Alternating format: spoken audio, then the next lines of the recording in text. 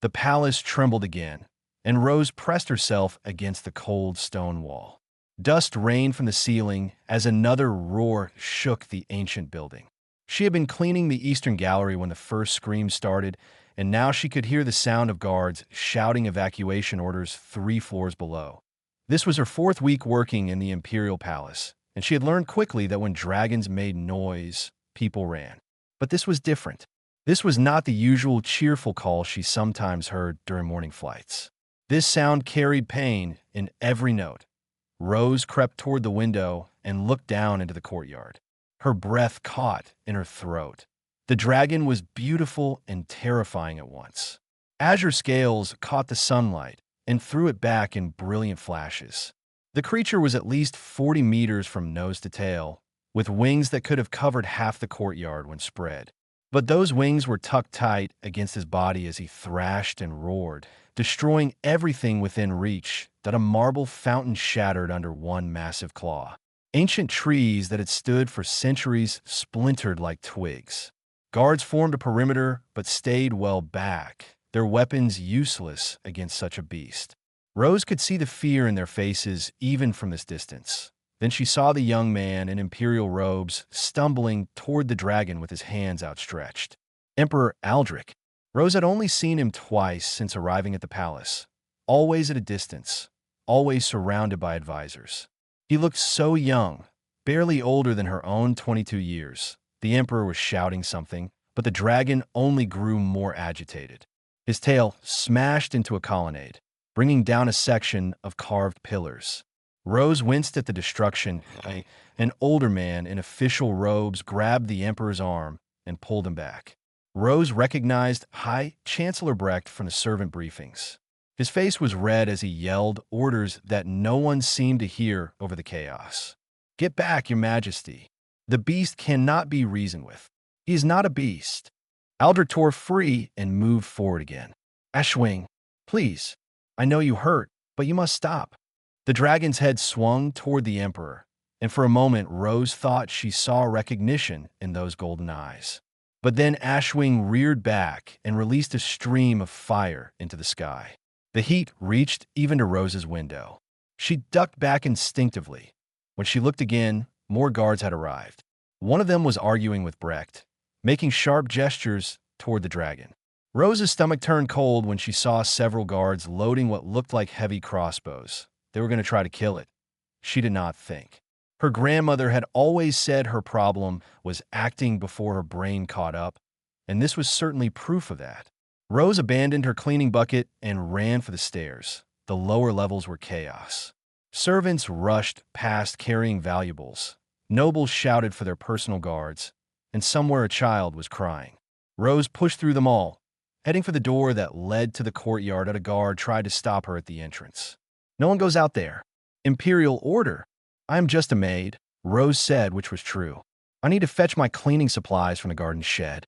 It was a stupid lie, but the guard was distracted by a group of nobles demanding safe passage. Rose slipped past while he argued with them. The courtyard was worse up close. The heat from the dragon's fire had scorched the grass in patches. The air smelled of smoke and something else, something wild and ancient. Rose's hand shook, but she kept walking. She could see the dragon clearly now. Up close, she could see his scales were not just blue, but layered with colors that shifted like oil on water. His eyes were bright with something that looked like madness, but she had grown up on a farm. She had seen animals in distress before. This was not rage. This was grief. The realization hit her as clearly as if someone had spoken aloud. The dragon was not destroying things because he was angry. He was destroying things because he did not know what else to do with the enormous pain inside him. Rose had felt that way when her parents died in the farming accident. She had felt that way when she had to sell the farm and leave Earth behind to find work on distant worlds. She knew that kind of hurt, the kind that made you want to tear apart everything around you just so the world would match how you felt inside. Move away from there. Brecht's voice cut through her thoughts. "Stupid girl. You will get yourself killed." The guards with crossbows were taking positions now. She could see the emperor fighting against the men holding him back. His face was twisted with anguish. Rose thought about her grandmother, who had raised her after her parents died. Her grandmother had taught her that sometimes the bravest thing was not fighting, but being gentle when everyone else wanted to strike. She started humming. It was an old lullaby her grandmother used to sing, something about stars and home and being safe. Her voice was not loud, but in the moment between the dragon's roars, it carried that Ashwing's head turned toward her. Those golden eyes focused on the small human walking steadily across the ruined courtyard. Rose kept humming and kept walking. Behind her, she heard shouting, but it seemed very far away. All that mattered was reaching the dragon, letting him know that someone understood. She was 10 meters away when Ashwing lowered his massive head to her level. Fire flickered at the edges of his jaws. One breath could end her.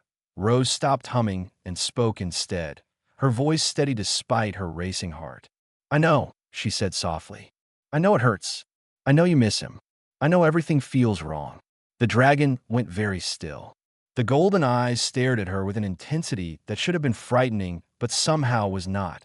Rose reached out one hand, palm up, the same way she used to approach scare horses back home. "You do not have to hurt alone," she whispered. For a long moment, nothing moved in the courtyard.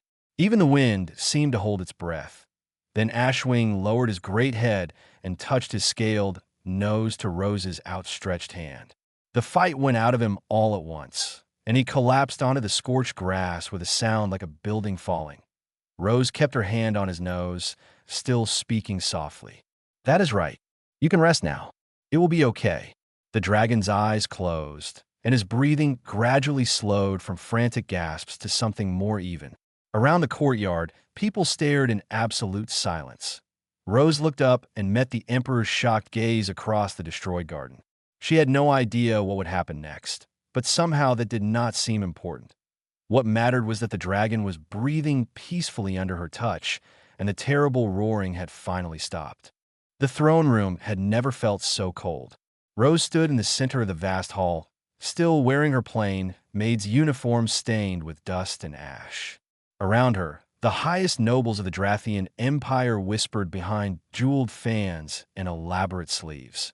High Chancellor Breck paced before the dais where Emperor Aldrich sat.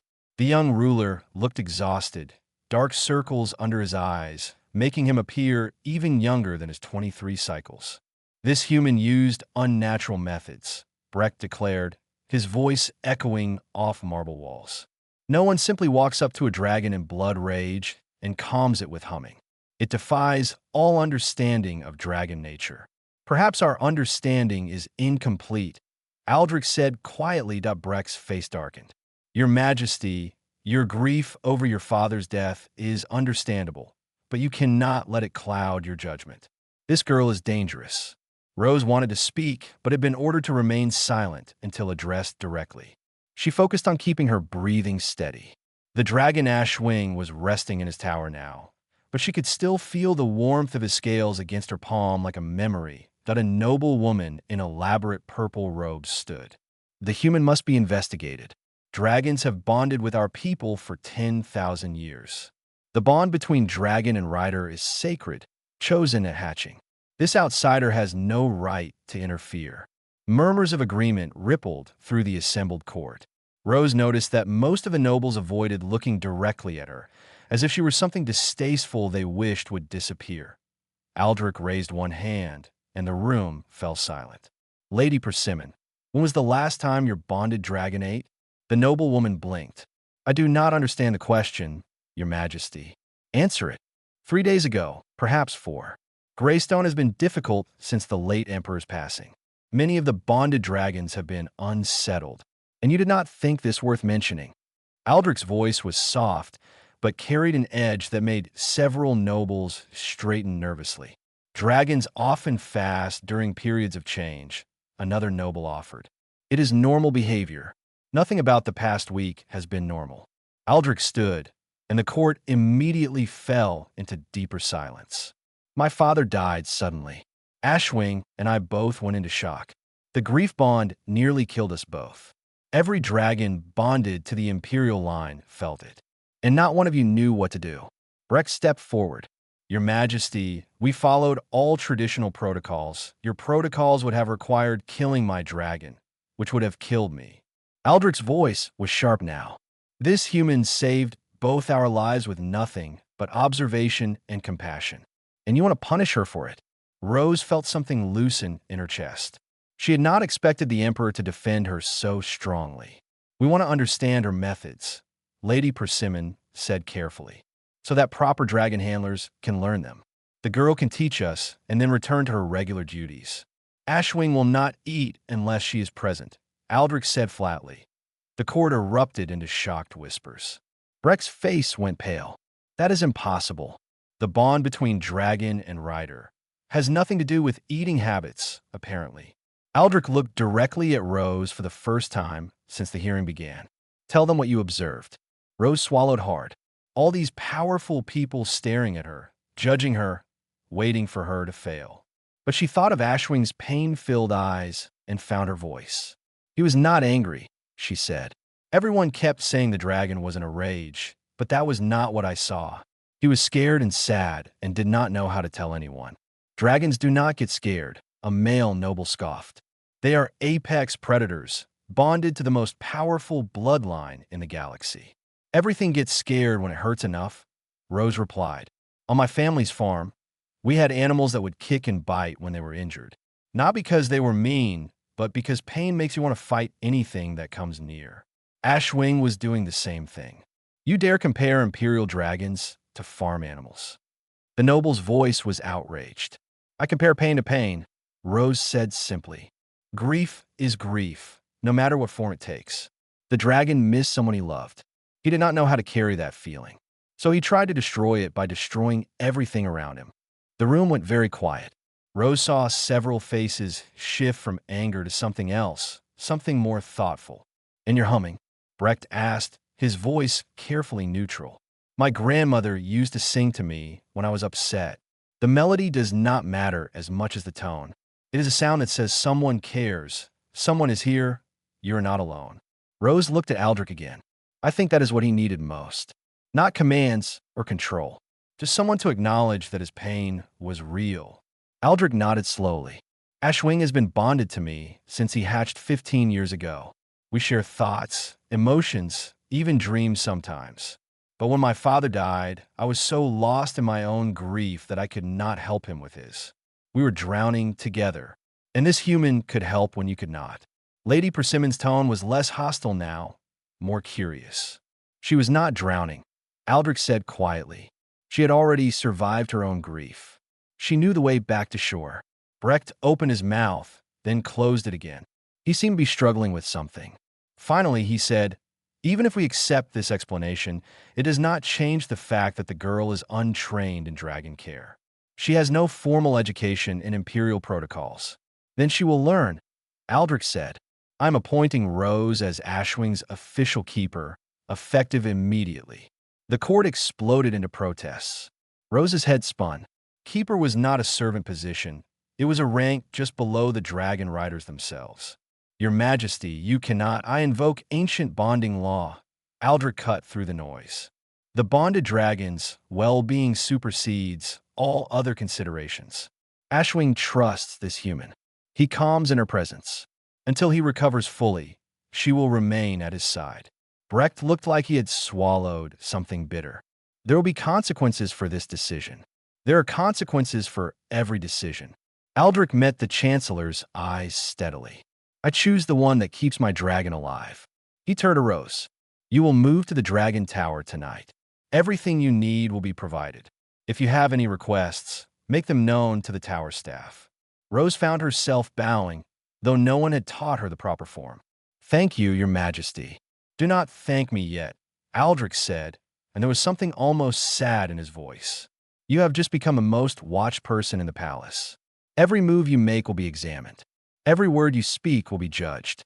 As guards escorted her from the throne room, Rose heard the nobles resume their arguments. She had expected to be sent home or possibly arrested. Instead, she had been given an impossible job in a place where most people already hated her.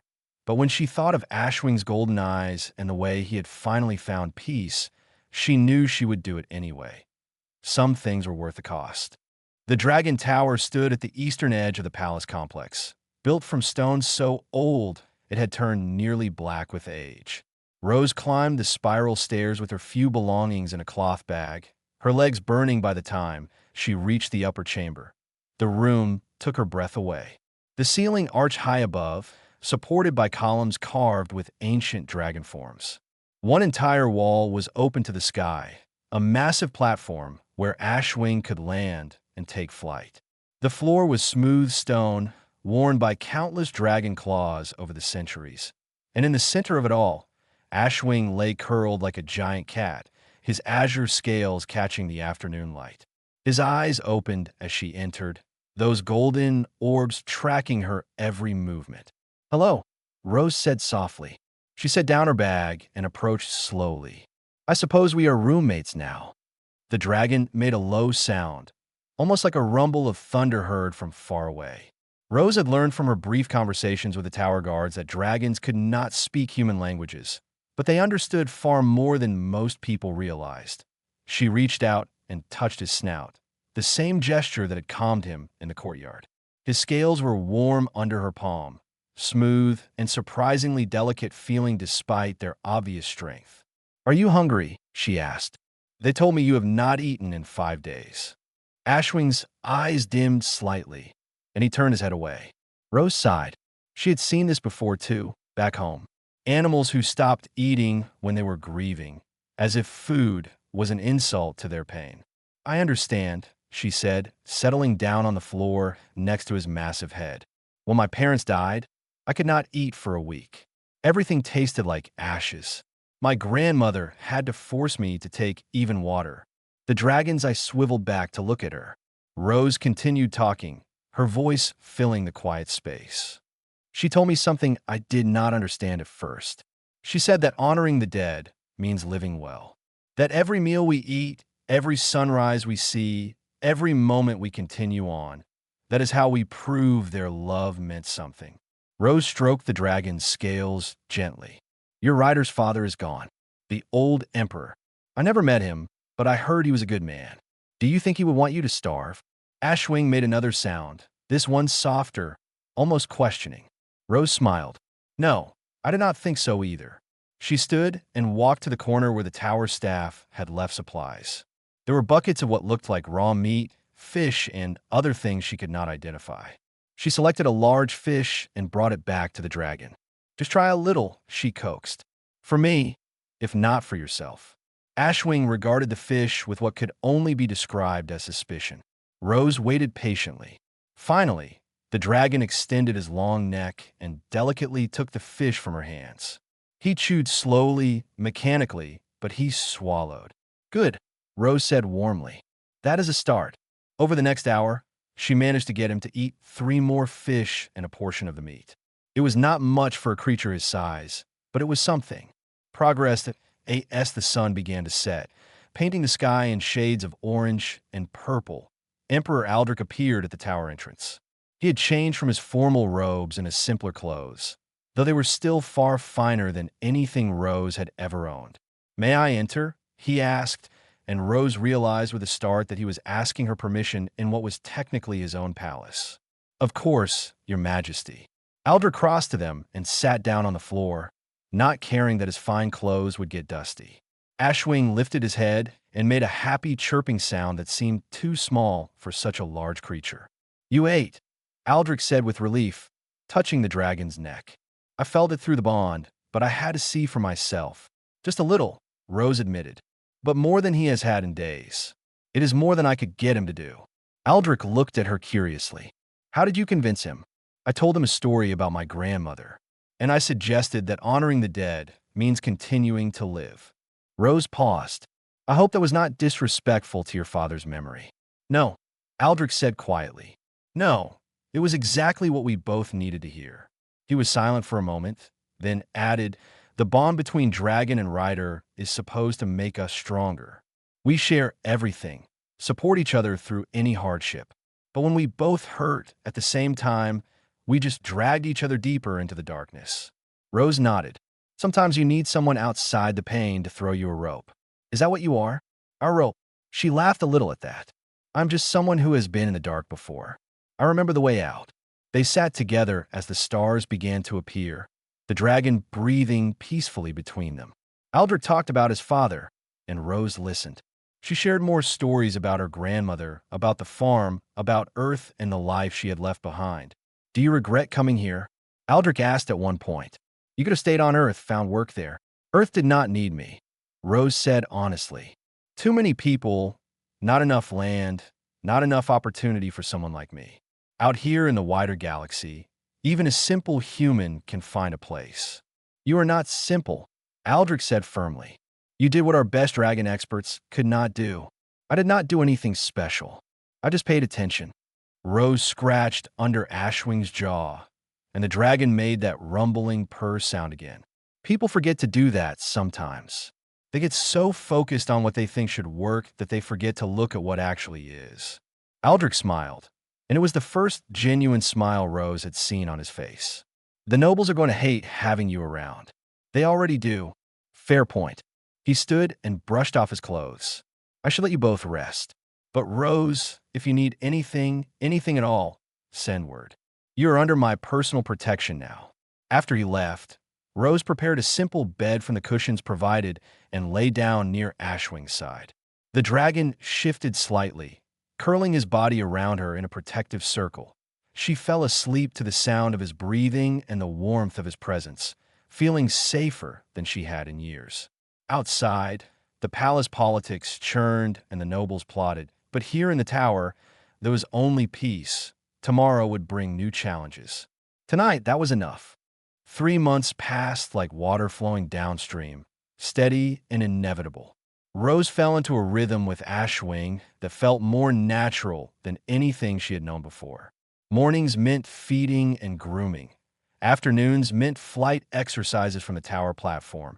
And evenings meant quiet conversation while the dragon rested. But the palace had not grown quieter. If anything, the whispers had gotten louder.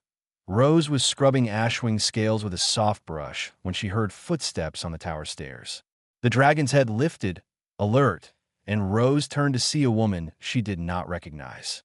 The visitor wore the practical clothes of a dragon handler, her gray hair pulled back in a tight braid. So you are the famous human, the woman said without preamble. The one who works miracles. I am Rose, she replied carefully. I work with Ashwing. I do not know about miracles. The woman's stern face softened slightly. I am Captain DAV. I oversee the Dragon Guard. She hesitated, then added, My dragon, Iron Wing, has not been himself since the old emperor died. He barely eats, refuses to fly. The bond feels strained. Rose set down her brush. How long have you been bonded? 22 years. He chose me when I was barely 16. Dav's voice held a tremor of fear. I did not want to lose him. Come here, Rose said gently. She had learned over the past months that dragons responded to more than just their bonded riders. Ashwing had taught her that. Tell me about Ironwing. What is he like? What makes him happy? Over the next hour, DAV talked, and Rose listened. She asked questions that the captain had never considered about routine and comfort and the small signs of distress that everyone had learned to ignore. By the end, DAV was crying quietly, and Rose was holding her hand. I have been treating him like a soldier, DAV whispered, demanding strength when he needed gentleness. You did what you were taught, Rose said, but that does not mean it was right. Word spread quickly after that. Other dragon riders began appearing at the tower, always quietly, always when few people would notice. Rose helped where she could, offering observations and suggestions that seemed obvious to her, but revolutionary to them. Lady Persimmon came one evening, her proud bearing cracked by desperation. Her dragon Greystone had stopped responding to commands entirely. He just lies in his tower, she said, wringing her jeweled hands. The healers say there is nothing physically wrong, but I know he is fading. Rose asked to visit Greystone, and what she saw made her heart ache. The dragon's tower was beautiful but cold, all marble and precious metals. There was no comfort, no warmth, nothing personal. What did you last sit with him? Rose asked, not to train or command, just to be together. Lady Persimmon looked confused. We are always together through the bond. That is not the same as presence. Rose settled down on the cold floor next to Greystone's head. The dragon's eyes opened slowly. Your Majesty, would you sit with him? Here on the floor? Where you can touch him? That would be undignified. Persimmon protested weakly. Dignity will not save him. The noble woman's resistance crumbled. She gathered her elaborate skirts and sat, reaching out a trembling hand to touch her dragon scales. Greystone made a sound like a sigh, and some of the tension left his massive body. Talk to him, Rose encouraged. Tell him things that have nothing to do with duty or service. Tell him what you remember from when he first hatched. Lady Persimmon began to speak haltingly, then with growing ease. Stories from decades ago, memories of a young woman and a young dragon learning together. Rose slipped away quietly, leaving them to rediscover each other, but success bred resentment. High Chancellor Brecht called another council meeting, this time specifically about Rose's growing influence. She has turned dragon care into a circus, he declared to the assembled nobles. Riders sitting on floors, talking to their dragons like children, abandoning centuries of proven tradition. Proven tradition was failing. Aldrich countered from his throne. Half the imperial bonded dragons were in decline. Rose's methods have reversed that. Her methods undermine the dignity of the bond. A nobleman stood, his face red. Dragons are meant to be partners in power, not pets to be coddled. They are living beings, Rose said quietly. She had been summoned to defend herself once again. They have emotions and needs beyond just serving their riders. Recognizing that does not make them weak. It makes the bond stronger. You have no bond, Brecht snapped. You are not chosen, not tested, not proven. You are a human servant who got lucky once. Then explain this. Aldrich gestured to a report on the table before him. In 3 months, dragon performance across the Imperial fleet has improved by 40%.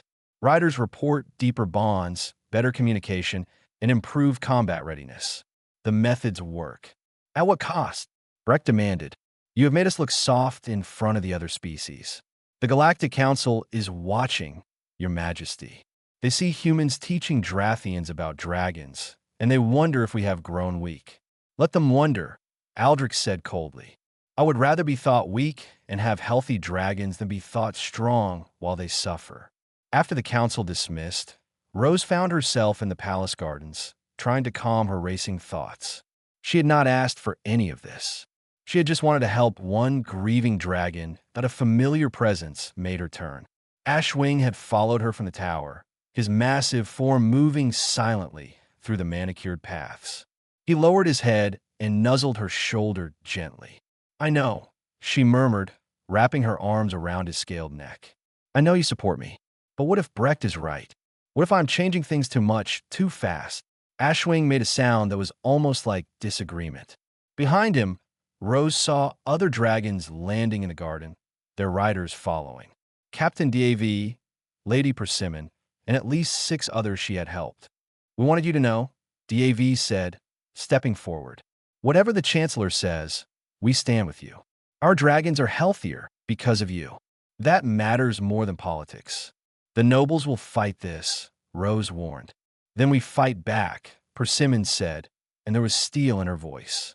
For the first time in 20 years, I feel like Greystone and I are truly partners again. I will not give that up. The other riders nodded agreement. Rose felt tears prick her eyes. She had been so alone since coming to the palace, and now she had allies. Thank you, she managed to say. That night, as she lay in the tower with Ashwing curled protectively around her, Rose thought about change and tradition. Maybe Brecht was right that she was disrupting everything. But some things needed disrupting. The dragons deserved better, and she would keep fighting for them, no matter what it cost.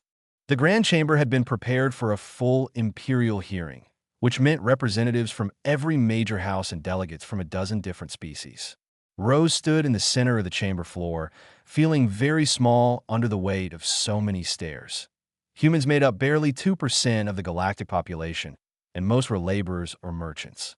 Seeing one at the center of imperial politics, made the alien delegates whisper among themselves in languages Rose could not understand.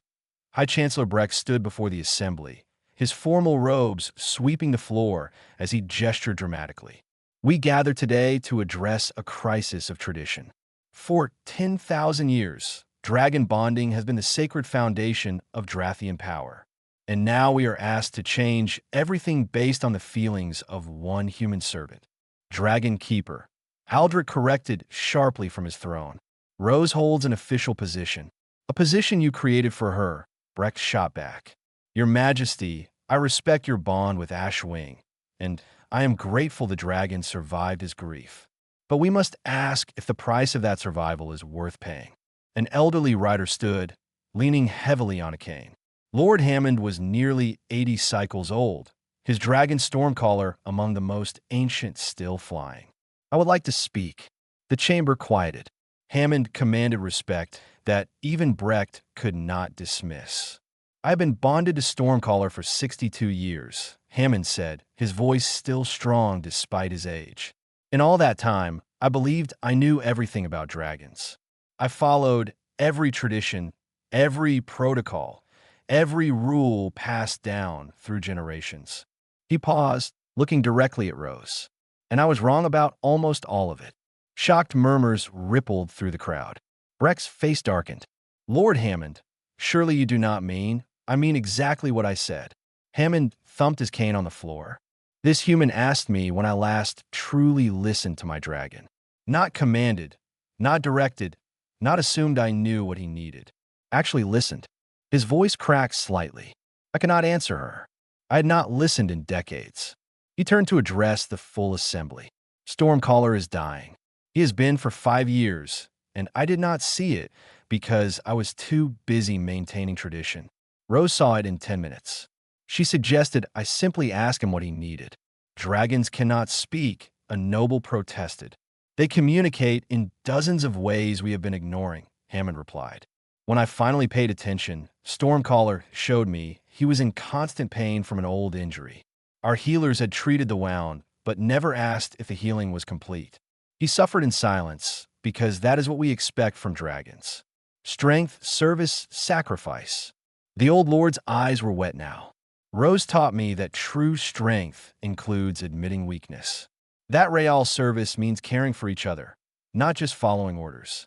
That the greatest sacrifice is not suffering alone, but trusting someone enough to share your pain. He looked at Brecht. You say her methods undermine our traditions. I say our traditions were slowly killing our dragons, and we were too proud to notice. The chamber erupted into arguments. Delegates shouted at each other while nobles clutched their fans and jewels. Aldrich stood, and gradually the noise died down. This assembly was called to question Rose's methods, the emperor said. I propose we demonstrate them instead. Let those who doubt her knowledge test it themselves. Brecht straightened. What do you suggest? Bring in an unbonded dragon, one that no rider in this room knows. Let Rose interact with it, and let our experts do the same. We will see whose approach yields better results. It was a dangerous gamble, and Rose knew it. She met Aldrich's eyes and saw the apology there, but also the determination. This was the only way to prove what she had been trying to tell them. I accept, Rose said. Before Brecht could object, they brought in a young dragon, barely 5 years old, who had refused every potential rider presented to him. He was deep green with gold undertones, beautiful but radiating hostility. The handlers released him into the center of the chamber and quickly retreated. The dragon snarled, fire flickering between his teeth as he surveyed the assembled crowd. His eyes were wild, frightened despite his aggressive display. The senior dragon master, a stern woman named Veritas, approached first. She used every traditional calming technique, commanding voice, dominant posture, eye contact meant to establish hierarchy. The dragon's snarling only increased. When Veritas reached out to touch him, he snapped at her hand. Missing by inches, she retreated, frustrated. The dragon is too wild. He needs more training before bonding. Or he needs something else, Rose said softly. She approached the dragon differently, not looking directly at him. She hummed the same lullaby she had used with Ashwing, keeping her body language relaxed and non-threatening. The dragon watched her warily, his snarling quieting to nervous rumbles. Rose sat down on the floor, several meters away from him, still humming. "You are scared," she said gently. "This room is too full, too loud, too many strangers. You feel like prey, even though you are predator." The dragon's head tilted slightly. Rose continued speaking, her voice carrying through the silent chamber. "When I first came to this planet, everything was overwhelming. Different smells, different sounds, different rules I did not understand. I wanted to lash out too, to make everything stop so I could breathe." She slowly extended one hand, palm up. "It is okay to be frightened. Being brave does not mean never being scared. It means trusting someone despite the fear." Minutes passed. The dragon crept forward, inch by cautious inch, until his nose touched Rose's palm. The entire chamber held its breath. "Good," Rose murmured. "You are very brave. Much braver than me." The dragon settled down beside her, his body relaxing. Rose scratched under his jaw, and he made a sound almost like a purr. Around the chamber, people stared in disbelief. "How?" Veritas breathed. "How did you do that?" "I did not do anything," Rose said, still focused on the dragon. "I just let him know he was safe, that no one would hurt him, that he had a choice." She looked up at the assembly. "That is what all your dragons need. Not more commands or stricter training. Just the knowledge that they are valued for more than their service." Lord Hammond spoke into silence. "I vote to establish formal dragon welfare protocols based on Rose's observations." All in favor. Hands rose throughout the chamber. Not all of them, not even most, but enough. Captain Davy, Lady Persimmon, Hammond himself, and dozens of others who had seen their dragons improved. Breck's face was stony. "This is not over." "No," Aldrich agreed. "This is just beginning. But it is the right beginning." As the assembly dismissed, Rose stayed with the young dragon, who seemed reluctant to leave her side. She did not notice the delegates watching her thoughtfully, already planning how to bring human consultants to their own worlds. Change had begun, and there was no going back. 6 months after the Grand Chamber hearing, Rose woke to the familiar sound of Ashwing's breathing and the warmth of early morning sun. The Dragon Tower had become more than just a workplace. It was home. She dressed and began her morning routine, checking Ashwing's wings for any signs of strain from yesterday's long flight. The dragon submitted to her inspection with patient grace, occasionally rumbling his approval when she found and worked out a tight muscle. "You are getting spoiled," she told him affectionately. "Next you will be demanding I bring you breakfast in bed." Ashwing made a sound that was definitely amused. Over the months, Rose had learned to read the subtle variations in his vocalizations.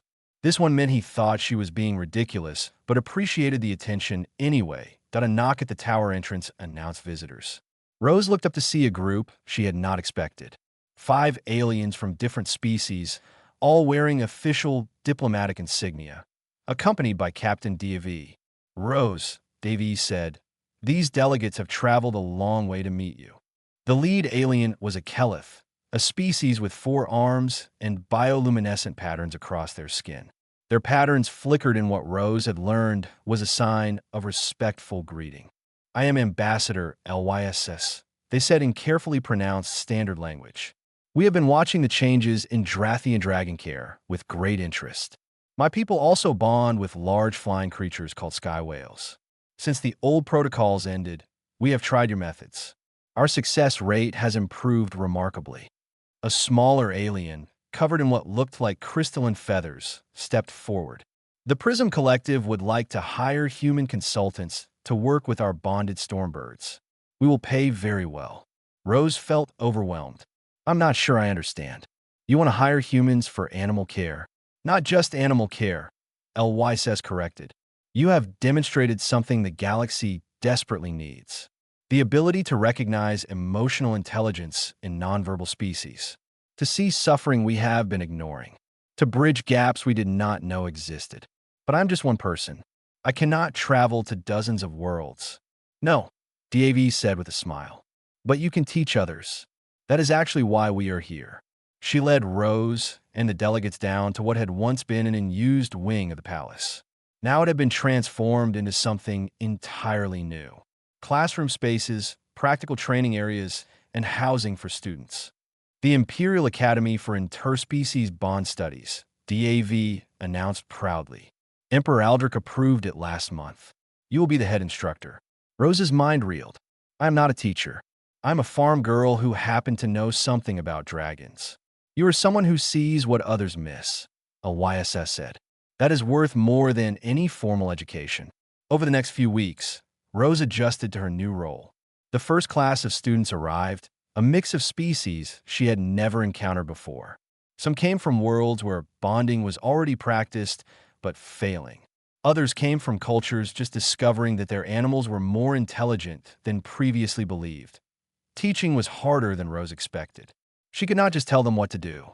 She had to help them learn to observe, to question assumptions, to recognize that intelligence came in forms that did not match their own. That a young Drathian named Petra struggled particularly hard. She had grown up with traditional dragon training and could not let go of the need for control. But if we do not establish dominance, Petra argued during one session, the dragons will not respect us. Respect is not the same as fear, Rose replied. And partnership is not the same as dominance. Watch. She brought Petra to meet Ashwing. The massive dragon lowered his head to Rose's level, and she scratched behind his jaw ridges. I cannot force Ashwing to do anything, Rose explained. He weighs several tons and could incinerate me with a breath. Any obedience based on fear would be meaningless. Instead, we built trust. I show him that I care about his well-being, and he chooses to listen when I ask things of him. Chooses, Petra repeated slowly, as if testing the word. Yes, every day, he chooses this partnership. That is worth more than 1,000 force commands. Something shifted in Petra's expression.